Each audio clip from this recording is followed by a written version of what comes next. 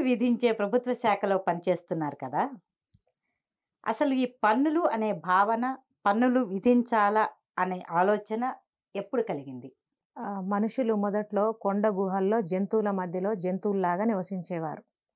తర్వాత కొంతకాలానికి ఒక తెగలుగా, గ్రూపులుగా నివసించడం మొదలుపెట్టారనమాట. ఆ నివసించే క్రమంలో ఏం జరుగుతుందంటే ఇతర తెగల నుంచి రక్షణ కోసము, తర్వాత ఆహార సంపాదన కోసము, తర్వాత క్రూర మృగాల నుంచి రక్షణ కోసము తమ తెగలోనే కొంతమందిని, అంటే వాళ్ళు మానసికంగా తెలివి కల్ల వాళ్ళు, రెండవది శరీర దారుఢ్యం గలవాళ్ళు. ఆ 2 వర్గాల వాళ్ళని ఎన్నుకొని వాళ్ళకి కావాల్సినటువంటి ఆహార పదార్థాలు, వాళ్ళ అవసరాలు తీర్చడం అట్లా చేయడం వల్ల వాళ్ళు వీళ్ళ తెగను రక్షించడము, ఆహార పదార్థాల సేకరణకు, తర్వాత క్రూర మృగాల నుంచి రక్షణకు తోడ్పడేవారనమాట. ఆ రకంగా పన్నులు అంటే వస్తువులను ఇవ్వడము అట్లాంటివి చేయడం మొదలుపెట్టారు. తర్వాత వేదకాలం నాడే బలి, భాగ అనే 2 రకాల పన్నులు విధించారు మొదట్లో. తర్వాత ఏంటంటే ప్రజల యొక్క సంక్షేమం కోసం పన్నులు అనే భావనొచ్చింది.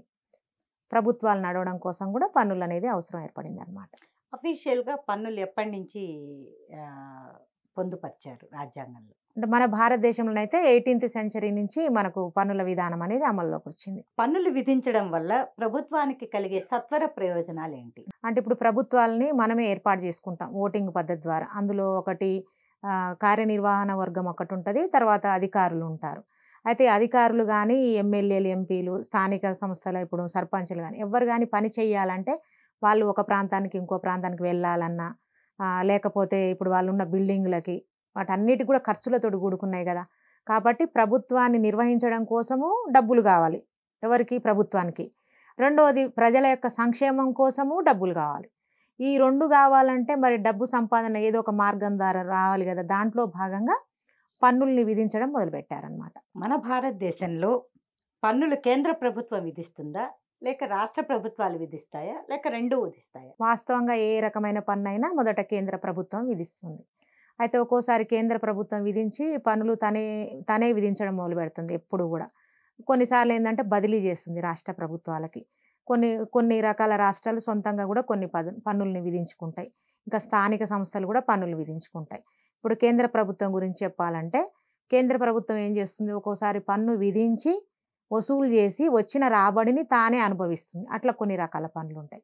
కొన్ని రకాల పన్నులేందంటే కేంద్ర ప్రభుత్వం విధిస్తుంది. కేంద్రానికి, రాష్ట్రానికి మధ్యలో పంపకాలు చేస్తుంది. ఆ రకం పన్నులుంటాయి.